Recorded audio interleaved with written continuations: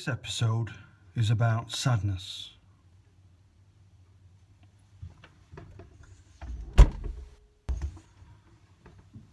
But maybe not in the way you think, because I want to give you something, which is always nice, isn't it? Something that was given to me by Eckhart Tolle. Now, by that, I don't mean to imply that Eckhart Tolle is a friend of mine, because, well, what kind of friend doesn't reply to 317 emails, 37 phone calls, and 673 texts? And don't you tell me that he hasn't received them, because I've seen that little blue thing in the corner of the phone. He's seen them all right.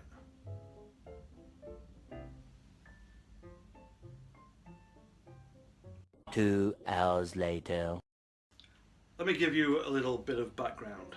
A recent conversation with a friend prompted me to look at sadness and the part it has in our lives, and whether or not there is something that we can do about it. The value of talking tends to lay things out straight, giving an invaluable myriad of vantage points for which to look at something you believe in. Observing your belief from a multitude of angles can sometimes be a scary thing, and in most cases it can be liberating. The power of sharing words with each other is, to me, immeasurable. So here it is again. I have nothing but admiration for sufferers of sadness who can speak out about their experiences.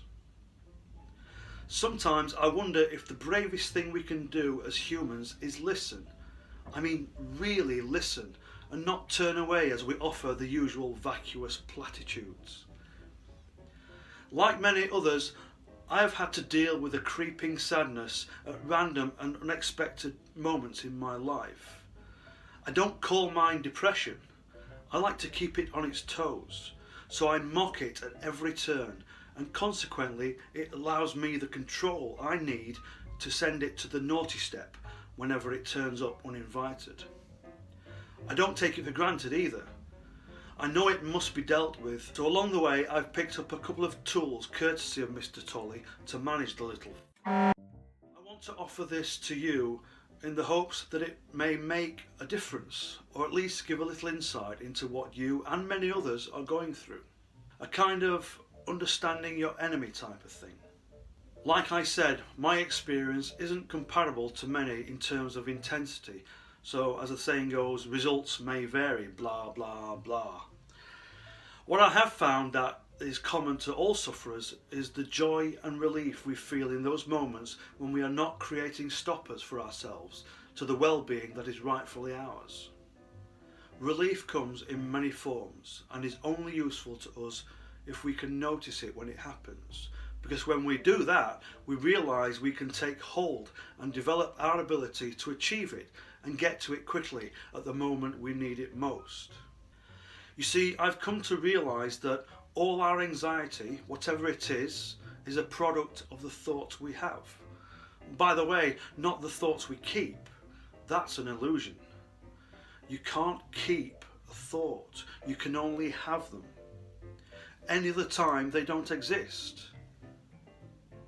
It can't be any other way. Some might say then, well, all you have to do is think of nice things. After all, not all thoughts can lead to anxiety, can they? Well, that's true. Our life experience is born out of our thoughts. Light and dark, beautiful contrast provides growth in all our life's experiences. But when the dark assumes too much, then things can get out of control.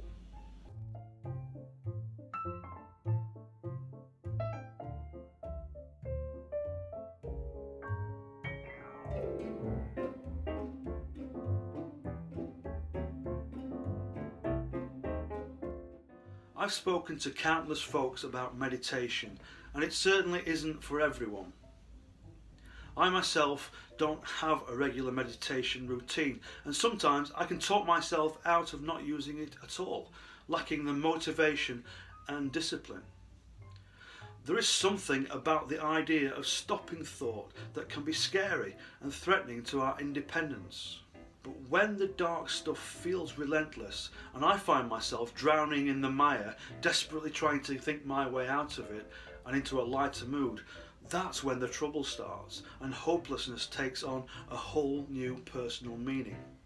Since I believe that anxiety is a product of thinking and by extension is non-existent without thoughts, then the work is trying to exist between those thoughts. And when I say work, it's the easiest bit of graft you'll ever do. And when I say exist, I'm talking about seconds before the next thought does come in. What I'm aiming for is to recognise the relief that floods in the absence of the destructive thoughts. Okay. If you've watched this far, then perhaps you'll find time to do this little exercise. It takes seconds and can be done anywhere.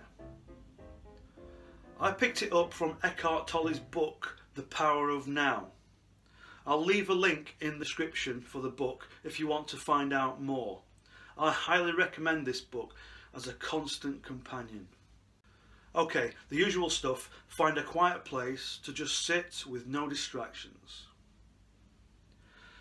With your eyes closed, try and regulate your breathing and be still. One way to assist you in this is to focus on the warmth spreading through your body. Whenever you feel you are ready, say and mean the following, in your mind only. Do nothing, just wait patiently and experience. Don't resist the thoughts coming in, because they will come in. Just notice how you feel as you exist between those thoughts. This little tool has and continues to save me. It has been the closest thing to magic that I know and is almost impossible to describe. The only thing to do is to experience it. It has also taught me a valuable lesson. The power over the creeping sadness is mine. I just forget sometimes, but I'm always reminded that relief is only a thought away, and in this case, a moment before my next thought. We can't experience life for other people. The only thing we can do is learn from our own and pass on what works. Whether this works for you or not, let it be another reaching branch of never-ending support available to you, or an inroad to the next thing you have intended for the sake of your own well-being.